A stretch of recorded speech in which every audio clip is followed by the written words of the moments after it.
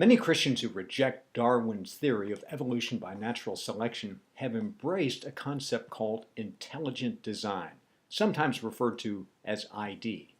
Broadly speaking, that's the idea that God or some godlike agent had to have been involved with the creation and emergence of life. It's an idea that is intuitively appealing to Christians. Intelligent design actually can be traced back to Thomas Aquinas in the 13th century. He was a Roman Catholic theologian, but the idea was really popularized in the 1980s and early 1990s by Michael B., an Australian microbiologist, and Philip Johnson, who teaches constitutional law at the University of California, Berkeley. It's become very popular with many evangelical Christians, but is roundly rejected by mainline scientists, both non-Christian and Christian. Let me first provide a brief explanation of the modern-day version of intelligent design, then let's discuss why most scientists reject it. First off, once you realize that many, if not most, supporters of intelligent design actually believe in Darwin's theory of evolution by natural selection, but just on the scale of microbes. It's called microevolution. For example, they acknowledge that mutations can occur. A perfect example of this is when bacteria mutate to develop resistance to drugs. The problem, drawing upon a card-playing analogy, is that Darwin, shall we say, overplays his hand. Intelligent design supporters have problems on two levels: chemical evolution and macroevolution. So let's talk about each of those. It turns out that cells are far more complicated than Darwin ever could have imagined. How did that complexity emerge? Supporters of ID claim that one cannot explain in a reasonable way the complexity of the average cell to emerge through the process that Darwin described. The conclusion is that it could only have happened with the intervention of an intelligent designer. The other problem supporters of ID have is on a macro scale. It's one thing for evolution to occur on a micro scale, but that doesn't explain how new species and orders emerge. In other words, is there evidence that one species can be transformed into another species? If it did occur, then there should be evidence of what are called transitional species. As an example, Darwin's theory postulates that life forms transition from the oceans to land. So the question is, how did species make that transition? There should be some evidence of life forms that made the transition. When Philip Johnson wrote Darwin on Trial, his epic book on intelligent design in the early 1990s, there weren't any known transitional species.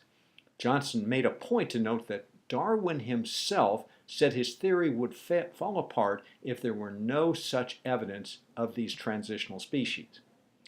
Johnson and other ID theorists have indeed identified weaknesses in Darwin's theory. In the minds of many evangelical Christians, what the ID theorists have done is fatally wounded Darwin and his theory. Unfortunately, it's not so simple as that. Here's why. First, while ID theorists have developed a number of important criticisms of Darwin, they haven't developed an alternative scientific theory. Intelligent design is not a fleshed-out scientific theory that can compete with Darwin. It's merely a range of criticisms of Darwin's theory. Some would say it's just a hodgepodge of criticisms. That doesn't mean a full theory won't emerge sometime in the future. It just hasn't yet.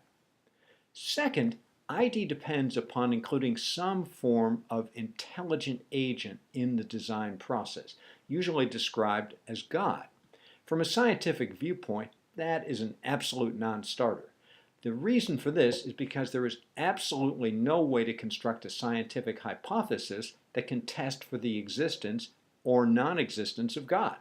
That's not to say God doesn't exist, just that there's no way to do a scientific test of his existence. Please understand, this isn't some type of atheist conspiracy to suppress evidence that ID is right.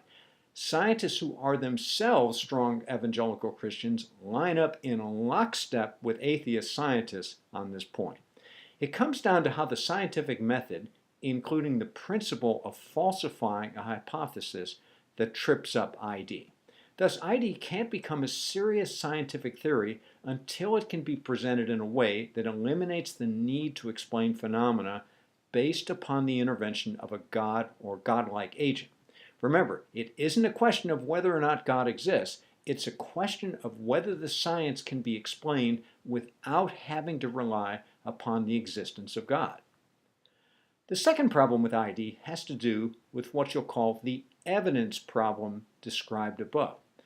The problem is that conventional scientists keep coming up with actual evidence of the things that ID theorists say can't or don't exist. For example, remember the idea of transitional fossils?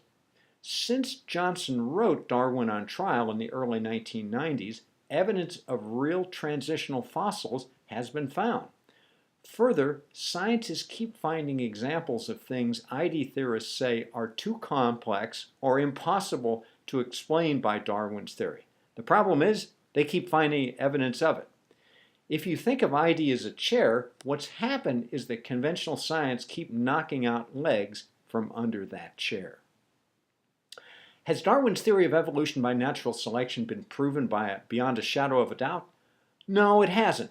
But no other theories have been developed that come anywhere near close to providing the explanatory power that Darwin's theory does. While ID has identified a number of problems with the theory, ID itself is not a fleshed out theory itself.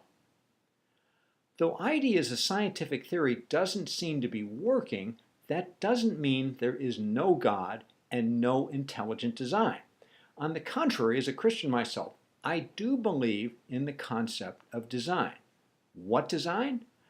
I believe that Darwin's theory of evolution by natural selection, as well as a set of 6 scientific constants that have existed since the time of the Big Bang, are really all the design elements that are needed. If any of these 6 scientific constants were even very slightly different, stars, planets, and life as we know it simply couldn't exist. The existence of these 6 scientific constants doesn't prove there is a God, but they very strongly point to his existence. More importantly, these 6 scientific constants are broadly accepted by scientists of all types and beliefs, including atheists. Scientists of all sorts, everyone from committed Christians to committed atheists, acknowledge the twin design elements of evolution by natural selection and the scientific constants I just mentioned. While they might not agree about the source of the design, they do agree upon the elements themselves. In my mind, the simpler the design, the more elegant it is. The most elegant design would include just those 2 things. If we agree upon that, the only question is, what was the cause of the Big Bang? Christians and adherents of other religions will say it was God or some godlike agent. Atheists will say either all matter and energy have always existed or that they emerged in some other way, just not by God. Who's right? Who's wrong? At this point, no one has figured out a way to identify the cause of the Big Bang. At least for now, it is unknown, and quite possibly it is unknowable. We may never know who or what caused the Big Bang. In other words, whatever you believe about the cause or non-cause, it's a statement of faith. While some might say I'm oversimplifying, in terms of the cause of the Big Bang, that puts everyone into one of 2 groups. One group is everyone who believes that God or some godlike agent caused it, and that's a group that includes Christians, Jews, Muslims, Hindus, Buddhists, deists, and a whole range of other religions. And the second group is what I call the Church of Atheism or non-theism. In summary, is there evidence of intelligent design by God? I believe the answer is yes, though it can't be proven by conventional scientific methods. For now, it can only be a matter of faith. But if someone is looking for evidence of faith by intelligent design, I believe they would be much better served by avoiding what has come to be called intelligent design and instead rely upon Darwin and the 6 scientific constants as the very best evidence of design.